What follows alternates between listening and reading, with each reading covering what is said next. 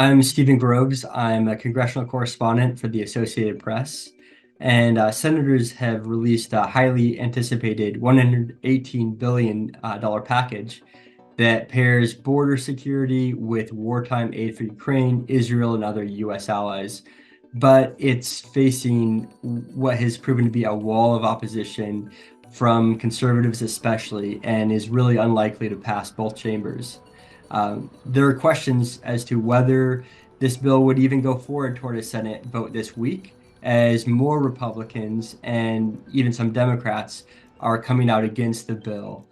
If it were to pass the Senate, it has already been declared dead on arrival by House Speaker Mike Johnson. So really, it leaves few options for one of President Joe Biden's main foreign policy goals, which is to resupply Ukraine with foreign aid. The package has about $60 billion worth of aid included for Ukraine. Right now, the U.S. has had to halt shipments of ammunition and missiles to Kiev. It really leaves Ukrainian soldiers outgunned as they are trying to beat back Russia's invasion.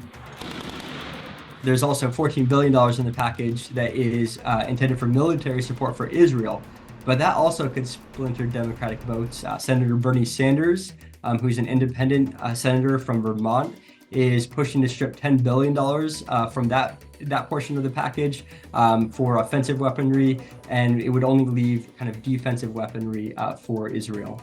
Really, the downfall of this package has been the portion that deals with border security.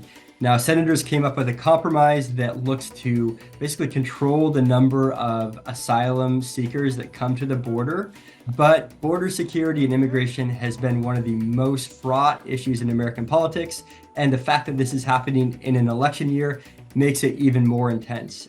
Republicans have really been reluctant to give Biden a political win on an issue that they see as one of his biggest vulnerabilities heading into the election.